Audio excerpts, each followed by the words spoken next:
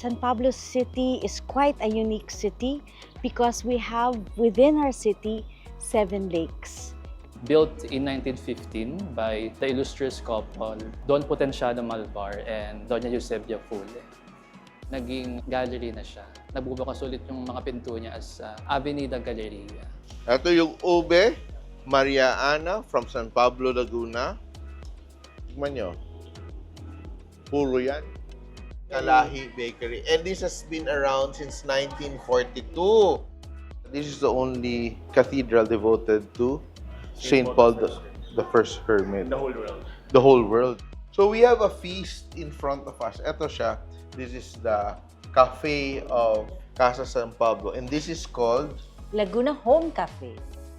masarap ang pupuntahan natin para sa flavorful escape this episode sa San Pablo, Laguna at kakain tayo ng masarap at papasyal tayo. Watch it on simple.ph.